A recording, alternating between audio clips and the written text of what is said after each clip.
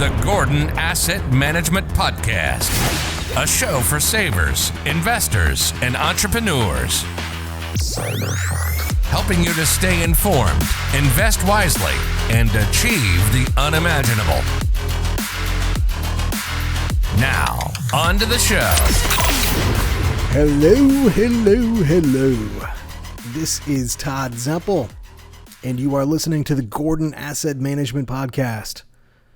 As you know, from time to time, we like to invite smart people doing really interesting things to the show. And today is no different.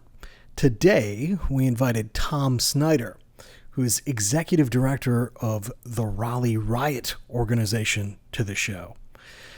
Now, Tom, I can talk for 5 minutes about all your accolades and what you're doing, but I think our listeners would rather hear that directly from you. If you could, let's just start by sharing a little bit about yourself and what RIoT is, please. Sure. Thanks for having me on the show, Todd. I'm Tom Snyder. I lead the RIoT organization. I came up through the technology industry, I suppose. I'm an engineer by classical education. Spent about 20 years in big multinational firms, primarily in mobile communications and in consumer electronics. Did a little bit of consulting here and there, but really, I learned how the world works through the lens of publicly held multinational companies. That was great in that I got to see the world. I worked on all kinds of really interesting projects that made billions of dollars in revenue. But it wasn't until this second chapter of my life I'm in now that I realized that really at heart I'm an entrepreneur.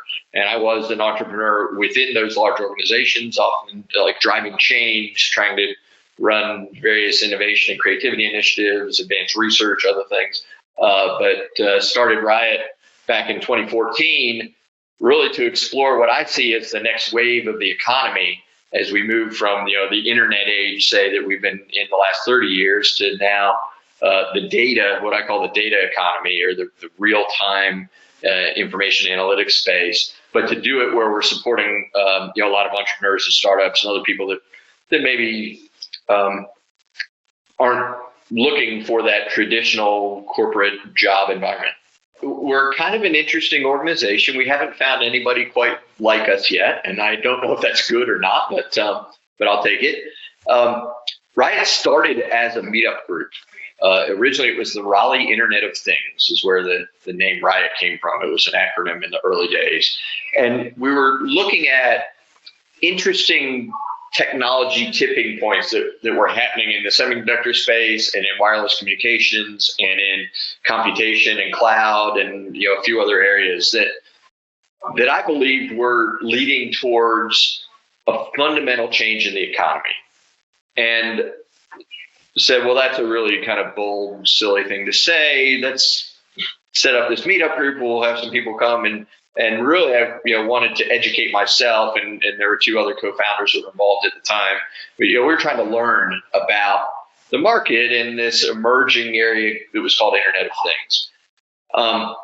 Very quickly, what we found was that people started coming to us to these meetups, thinking that we were there to educate, when really we were there to learn.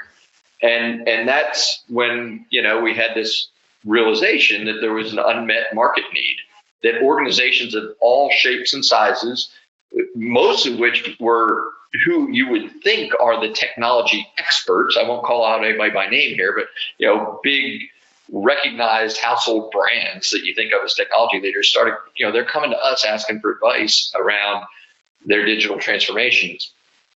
And so we said that's kind of interesting. Let's turn this meetup into what looks a little bit more like a trade association, and have companies join us and pay a membership fee for us to then go and scout and learn and advise back on kind of where industries are changing because of emerging technology.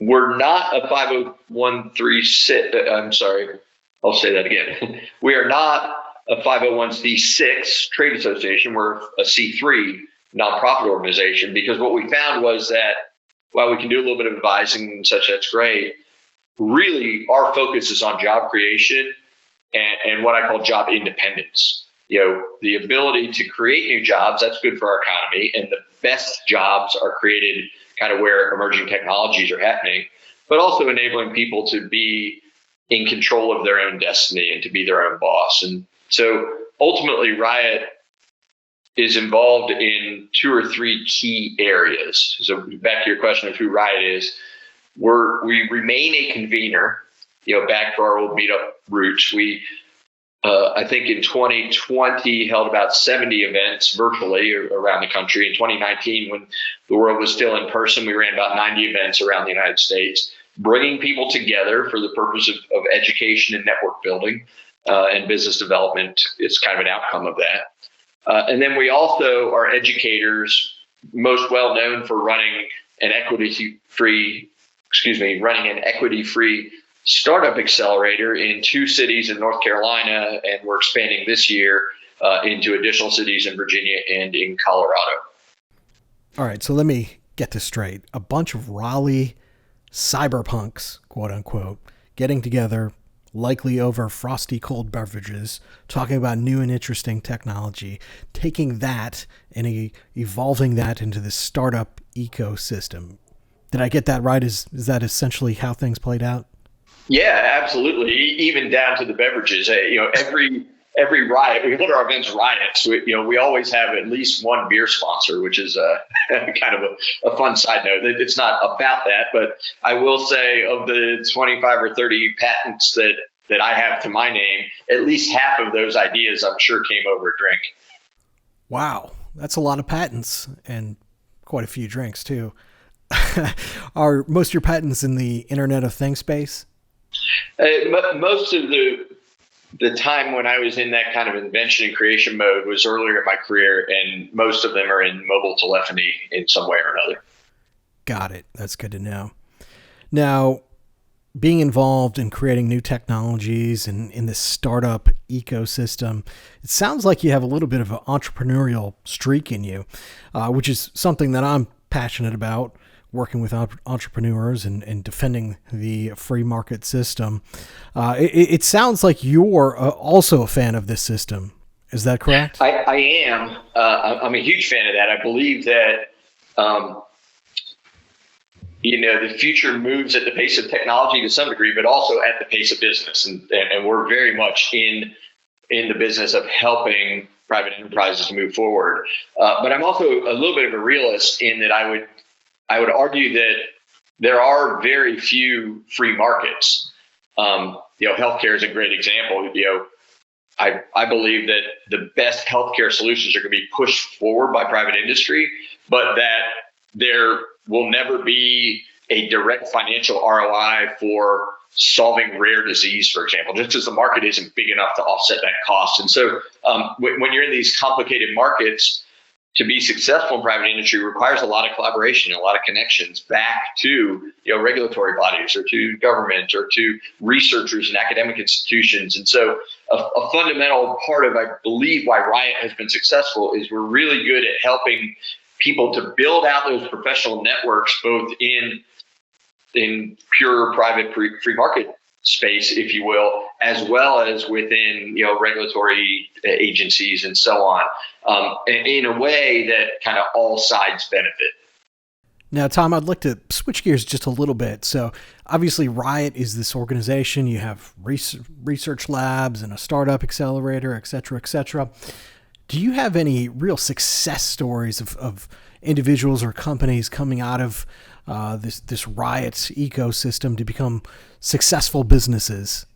Yeah, we're really excited, and I want to be careful here and not take the credit for the success of these companies, right? The companies that have done very well out of our program, they deserve all the credit for, first off, just taking the chance, right? It's really risky to start a new business, and it takes a leap of faith and so on.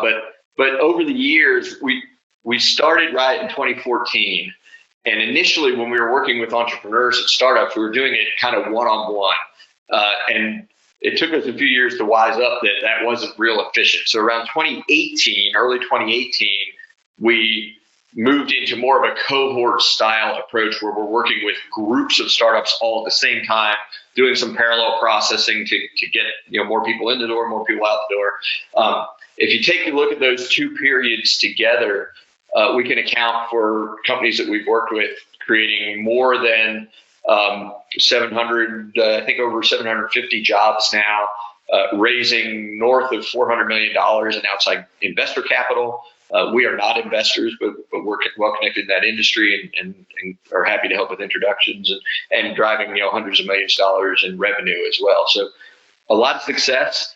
I don't necessarily like to pick winners and losers or anything here, but I'll give you a variety of just the different kinds of companies we work with that have done really well. Everything from an industry that I never knew existed. We work with a company called Campana that is in pet cremation.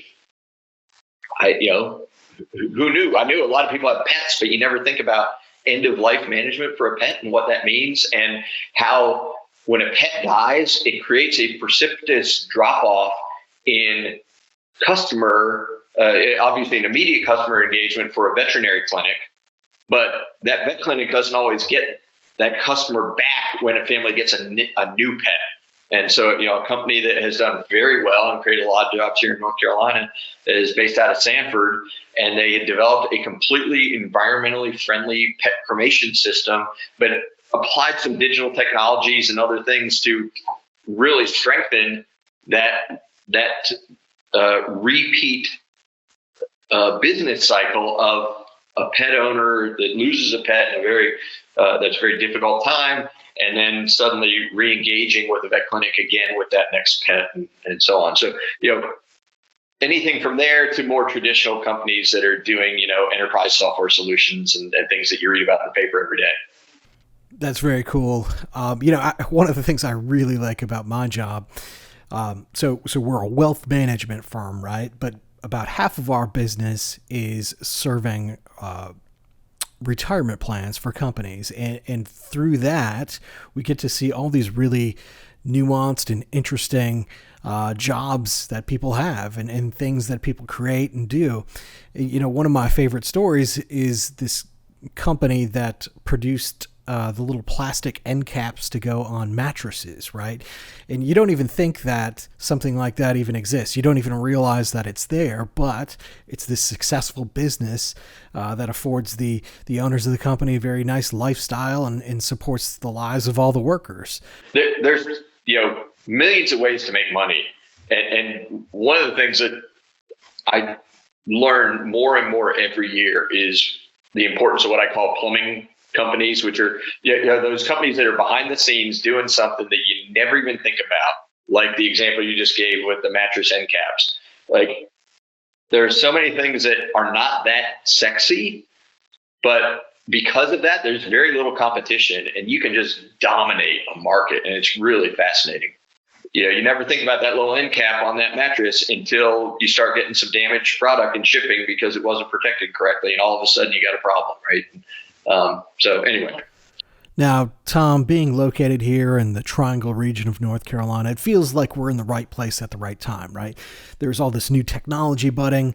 Big companies are moving in. Many tech jobs are moving in, and there's this really healthy startup ecosystem as well. What do you think it is about this area that makes this the perfect breeding ground for the new companies and new technology? I'll argue that there's no bigger driver of the economy than technology, not just now, but throughout all of history. The way people live was fundamentally changed by the discovery of fire and then the invention of currency and on and on, technology after technology. And this is a tech center that has a lot of technology going on. So that's a piece of it. I think the other piece, though, is that diversity really matters. There's a lot of discussion, certainly in the national dialogue over the last 12 months, about diversity when you look at racial diversity and gender diversity and other kinds of things. But industry diversity is also really important. And so when you look at diversity across lots of different factors, this is not a state, North Carolina is not a state that's dominated by just med devices or oil and gas or a single industry. And that's really good. And it's also a state that has, quite honestly, a lot of immigration happening. not just international immigration, but immigration from California and from New York and from other places. And so we have this incredible diversity of talent coming in, different perspectives and viewpoint coming into the region, as well as strong technology base in terms of the SaaSes and the IBMs and the Red Hats and the Ciscos and the other very, very large players in the area that you think of as tech companies. And then you've got an incredible education system that's just churning out people, and all those things come together to just have a higher mix of the ingredients that you need to be successful than just about any other place in the country or in the world, to be honest. So, Tom, we have the right people. We're in the right place, but it also feels like now is the right time. There's a lot of smart people that have talked about the fact that we're going through this fourth industrial revolution right now. The World Economic Forum has put out a lot of information on this as well. Does it feel like we're in the midst of this perfect time as well? There's no question. If you think about industrial revolutions, World Economic Forum is claiming this is number 4 that we're at the start of. In all of history, 4 times, right?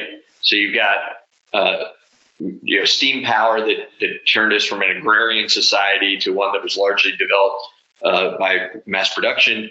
And that created urbanization and the rise of cities and, fundamentally changed the game. Electricity was the second industrial revolution.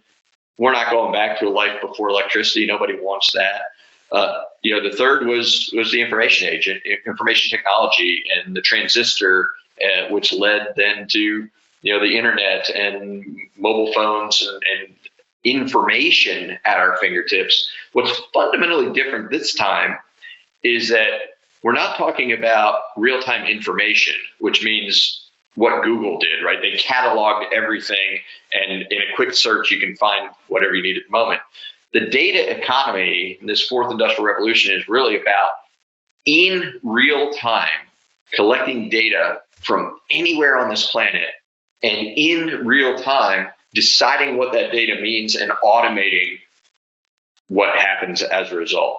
So it's completely automating crop production. It's automating transportation through autonomous vehicles. It's something that is going to take, like the information age, it's going to take multiple decades to really play out, but it's going to change every single industry. So if you're an investor that's looking at a little bit longer game, there is no better time to be investing in data technologies, artificial intelligence, machine learning, on and on, than right now. If you're an entrepreneur looking to start a new career, it's early days, right? This is when new industries happen and there are hundreds of competitors. And over the next couple of decades, those will consolidate over time into a small number of big players like we've seen in the tech sector over and over again. But this is, to me, the most fun part because it's the beginning. Now, this is obviously all very exciting stuff. Internet of Things, big data, real-time data collection. Now, my concern is that, and I think a lot of people share this concern, is around privacy. How do we reconcile this technological fourth industrial revolution with personal privacy and personal rights? I think there's 2 things that we need to do. One is privacy and security get lumped together a lot in discussion, and we need to stop doing that. Security, cybersecurity, is largely a technology solution that you need to put in place. If you think about, you could put, a bank could put your money in a little lockbox or could put it in a vault, right? That's just a higher level of technology, a stronger protection. But privacy is a business decision. It's not a technology decision. Privacy is you as a business trying to decide what is the right way to use your customers' information. And we have seen many, many companies that are not doing a very good job of this right now. And unfortunately, a lot of those, and a trend that we've seen in the tech sector is, well, I'm not going to charge you any money, right? It doesn't cost you anything to do that Google search or to have your Facebook account or whatever it is. And in return, I'm going to collect all this information. And as a business, I'm going to use it however I want. And that's really a betrayal of trust of the audience, but the audience bought into it real easy because they didn't have to spend any money, and that made it easy to engage with these big companies. I think we're going to see that change going forward, in that you're going to start seeing market pushback from end users and consumers saying, we need to take control of my information. We're working with a startup right here in Raleigh called Round right now, ROWND, if anybody wants to look them up, that has a really interesting play for managing data for enterprise clients in a way that then every end user can decide for themselves how that information is going to be used. So I think that's one thing that we're going to see happen, is we need to think about privacy in bigger business terms and start, respecting client data more. And if companies don't do it themselves, the public needs to push back. The second thing that I think is really important to this discussion is we need to see more people hired into these technology organizations that are not from a technical background. The last number of years, particularly software as a service style companies, are the first companies that were able to build with almost entirely just pure technical teams, minimal people in other kinds of business functions and other things, because software scales so efficiently. You don't have to build a manufacturing line or a supply chain or all these other things. And that lack of diversity on the teams has resulted in a lack of diversity into product specification decisions and other kinds of things. I'm hopeful that the tech sector is going to start hiring more diversity into their tech teams, but also more social science and humanities viewpoints into their teams to think about a little bit more holistically about their products going forward, to be more respectful of privacy. In the meantime, though, absent some government regulation coming in, which I don't see happening very quickly in the U.S., it's a problem. You rightly call it out as such. Yeah, and I think decades from now, people are going to look back at the things that we're doing now, and they're going to be thought of very much like the Wild West. Back in the days, rub some cocaine on your toothache, you have a cough, take some heroin, bloodletting, all those ridiculous practices of the days of yore. Yeah, Europe's ahead of the U.S. in this area, but I think that particularly with the current administration, that we're going to start to follow Europe's lead, I think. Now, Tom, looking out over the horizon, what are some of the things that you find really interesting and exciting? What gets you up in the morning? The thing I get most excited about is just problem solving. Probably because I'm an engineer. That was what I was trained to do, was go out and use engineering to solve problems. The technologies that create the most excitement in the long term are the ones that we aren't even thinking about them as technology. So think about, for example, when capacitive touch was developed, that was a really cool technology, but we didn't realize it was going to make it so easy to interact on our screens and to be able to swipe and select by just touching things. Like, that's really cool. But nobody, when you're playing with your smartphone, thinks, oh, this is great capacitive touch, right? We've got cool blockchain and augmented reality and all these buzzwords that are the new technologies that right now we're deploying to prove that we can do them. Hey, we made this cool smart refrigerator, and but why is my refrigerator talking to the internet? Like, when we start thinking a little bit less about technology specifically and more about problem solving, my refrigerator talks to the internet because it can do this, this, and this autonomously, such that I'm not even thinking of it as a smart refrigerator. I'm just thinking of it as a refrigerator. Like, that's what I'm most excited about.